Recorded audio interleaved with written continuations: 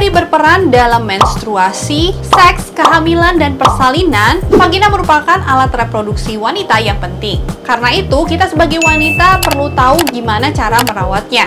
Nah, hari ini aku bakal bagiin tips gimana caranya merawat daerah kewanitaan. Tapi sebelum aku bagiin tips-tipsnya, aku mau nyapa kalian dulu. Dan khususnya buat kalian yang baru aja mampir di channel ini, welcome, namaku Karissa. Kalau misalnya kalian belum subscribe, jangan lupa untuk subscribe, nyalain lonceng notification, dan kalian juga bisa follow aku di Instagram. Dengan merawat dan menjaga kebersihan vagina, organ intim tersebut bisa terhindar dari infeksi, iritasi, bahkan bau tak sedap. Tapi cara membersihkan vagina ini tuh berbeda dari bagian tubuh lainnya. Sehingga produk seperti sabun nggak cocok untuk digunakan untuk organ yang ada di bagian bawah tersebut. Jadi gimana sih cara kita merawat dan membersihkannya? Yang pertama, kita bisa membersihkan organ kewanitaan kita dengan air hangat. Vagina merupakan organ yang bisa membersihkan dirinya sendiri.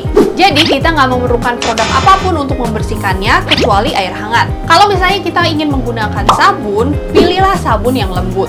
Produk pembersih kewanitaan yang mengandung antiseptik yang kuat nggak diperlukan dan bahkan nggak dianjurkan. Karena ini bisa mengganggu vagina yang normal dan sehat. Douching juga nggak dianjurkan karena bisa mengganggu bakteri baik di vagina dan mengganggu lingkungan yang biasanya asam yang membantu melindungi vagina dari infeksi. Pembersihan kewanitaan mungkin bermanfaat, tapi hanya disarankan untuk digunakan dalam kasus infeksi.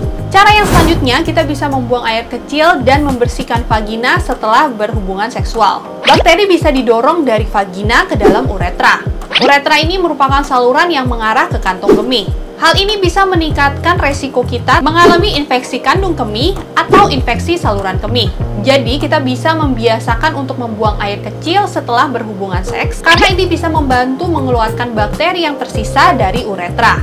Selain itu, kita juga perlu untuk membersihkan vagina setelah berhubungan seksual. Kita bisa menggunakan wastafel bersih dengan air hangat untuk menghilangkan kotoran yang mungkin masih tertinggal di alat kelamin. Cara yang selanjutnya, kita harus menjaga area intim agar tetap kering. Ini berarti kita perlu mengganti pakaian basah sesegera mungkin, misalnya setelah berolahraga atau berenang. Karena menggunakan pakaian basah terlalu lama dapat meningkatkan kelembaban di dalam dan sekitar area vagina. Selain itu juga, lingkungan yang lembab dapat membuat kita berisiko lebih besar terkena infeksi jamur.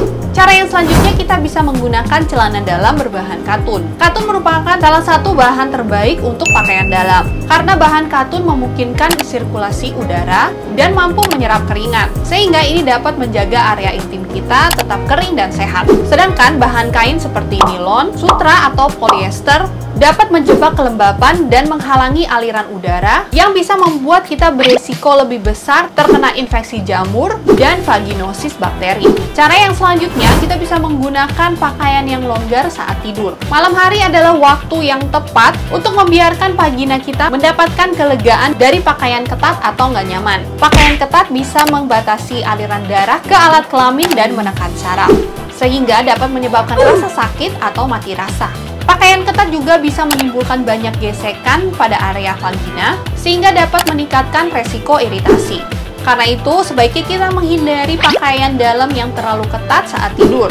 Yang selanjutnya, jangan menggunakan panty liner bila memungkinkan. Penggunaan panty liner bisa meningkatkan resiko vagina terkena infeksi, karena ini dapat menyebabkan area intim menjadi hangat dan lembab. Ini dapat meningkatkan pertumbuhan ragi dan bakteri. Kalau misalnya kita memang perlu banget untuk memakai panty liner, kita bisa menggantinya sesering mungkin. Yang selanjutnya, kita harus menjaga keseimbangan pH pada tubuh. Mempertahankan keseimbangan pH dalam tubuh sangat penting untuk kesehatan area kewanitaan. Konsumsi makanan yang sehat dan hindari makanan atau minuman yang terlalu asam dan beralkohol. Yang selanjutnya, kita harus rutin untuk memeriksakan kesehatan kewanitaan. Ini tuh penting banget untuk mencegah dan mendeteksi dini adanya masalah kesehatan.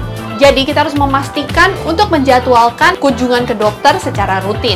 Jadi itu tadi beberapa tips yang bisa kita lakukan untuk menjaga dan memperhatikan kesehatan kewanitaan kita. Kalau misalnya kalian merasakan gejala-gejala tertentu pada area intim seperti gatal, kemerahan, bengkak, dan iritasi, sebaiknya kalian segera periksakan diri ke dokter.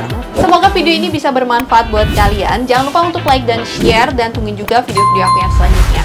Thank you so much for watching. I'll see you on my next video. Bye-bye!